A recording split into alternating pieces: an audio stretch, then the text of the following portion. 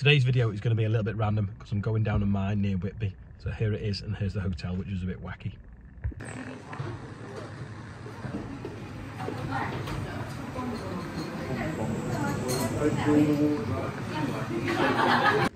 It's a bit weird, this hotel.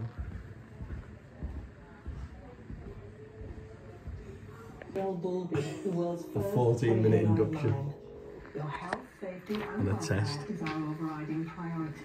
Please follow the advice in this film. Associated medication used to treat any conditions you may have. This will enable your host to consult with the medical department in order to ensure that you are fit and well enough to travel underground. Moving vehicles and awareness of side walls, keeping to the centre of the tunnel where possible. You must remain in close with the apparatus from the canister. Do not worry if the self-rescuer cannot be removed from the canister base. It will become hotter than usual, but it will still function correctly. Remove any obstructions from your mouth, such as sweets, chewing gum, or false teeth. Place a mouthpiece into your mouth, gripping it by the muds with your teeth or gums. Place the nose clip onto the fleshy part of the nose, not the bridge, to a safe haven is a place with facilities including an independent air supply. These areas are used when there is an emergency in the mine. It is an area where people can safely wait until the mine's rescue team arrives. That's the extent of the site. So I'm at the potash mine now. There's a big train over there. Might not be able to film on the ground though, just trying to see if we can, because at this point if we can't. Zechstein sea that evaporated 230 million years ago. So Don't know whether you saw that, but the mineral deposits stretch right underneath the North Sea all the way to Germany, but the bit closest to the UK is the strongest, sort of like most purest form of them. sat this layer of marl, and marl's a bit like water. If you fracture the roof, it just starts to come into the potash. So where the mining now has not been seen for 350 million years. It's unbelievable.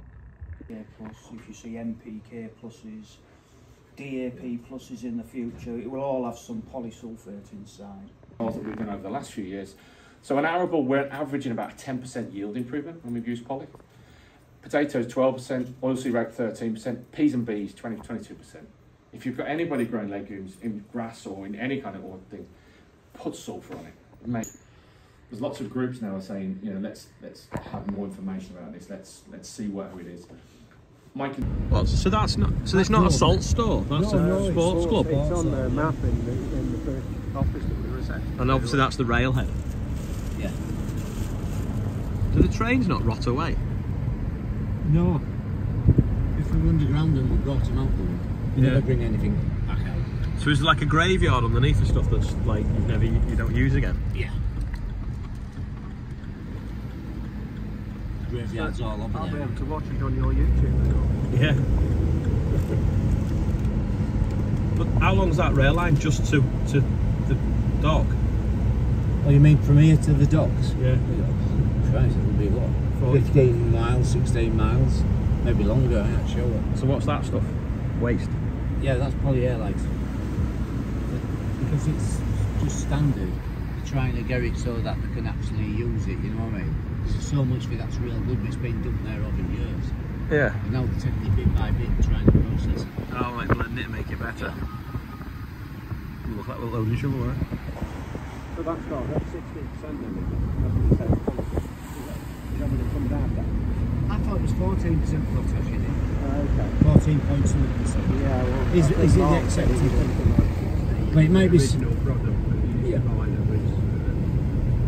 I think it depends which market it is, depending, you know what I mean? Yeah.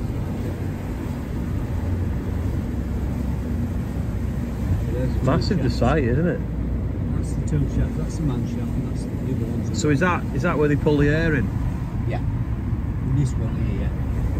It imagine just one big massive circulation with booster fans and everything down there. So that's the man shaft one, where they pull the air in.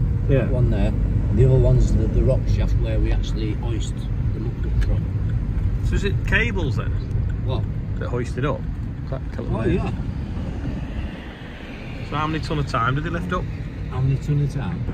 So that hoist thing was 22 tonne up at the time apparently, and that's some rock salt that's just left ready for processing. Yes, unfortunately to film in the mine you have to apply for a permit months in advance, and they haven't got anything I can use. So they do have an iPad now, whether we can use that I don't know, that they can take down for doing engineering reports, and then I can get some footage off that. But they have invited me to come back another time to do another, you know, to do a proper video in down there, but we'll see. But I think I'm gonna have to put my phone in a locker in a minute. And yeah, got my own high vis, so I don't have to wear a sweaty one. Here we go.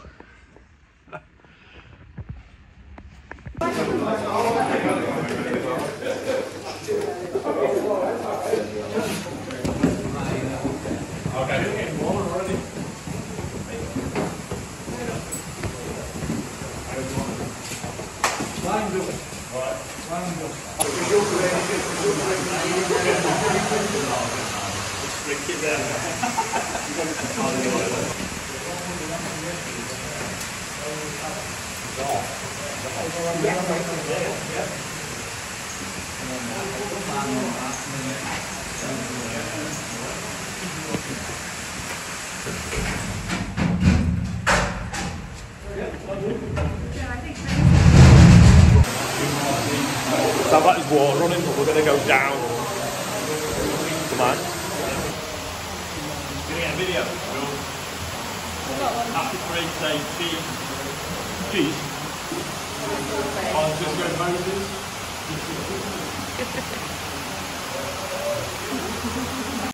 Back in the car, back out the mine. There was a slight mix up with the itinerary. The itinerary said that we'd be out the mine at 3:30, and then hopefully I was going to pick my car up on the way home, my new car. Anyway, that didn't happen because instead of it being 15:30 coming out of the mine, it was 5:30. So that by the time we'd come out and then got back to the offices and got all the stuff, because we had to leave our phones and all, anything electrical, even my car key, it's obviously like gone 6 now, and it's actually starting to go dark. Doesn't really look it, but it is. Fascinating down the mine, got right up. They were actually chewing the rock face, mining this sulfate, polysulfate they call it.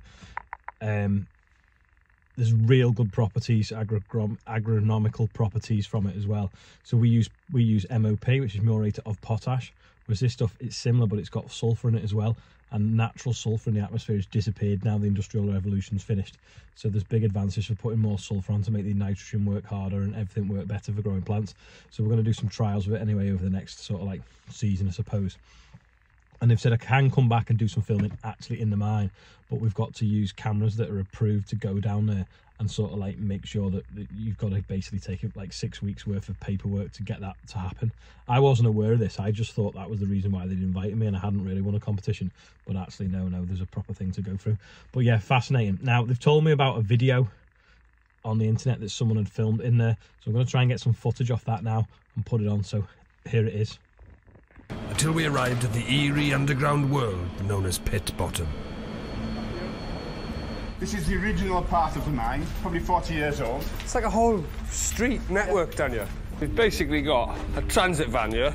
It's so weird, this. Peter, I know this is totally normal to you. So we drove in one of them vans for 40 minutes from where we come out of the lift to where the mine head was, which was the big machine that was like munching away at the rock stuff. So here's a picture of the munching machine after we'd been in the transit van. So do you want to have a go then? Well, you're going to let me have a go on that? I'm going to let you have a go at that. Seriously? It's going to be about to work in, it's mining, stuff's coming back by the ton load.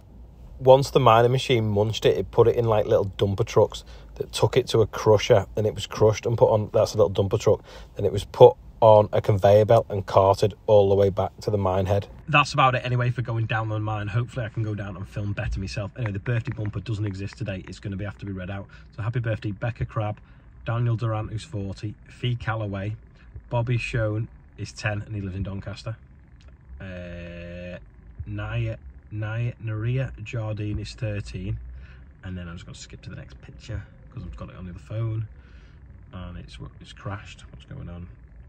I'm using an old phone here which I was going to try and use for recording, you see, if I went down the mine, but that wasn't allowed. So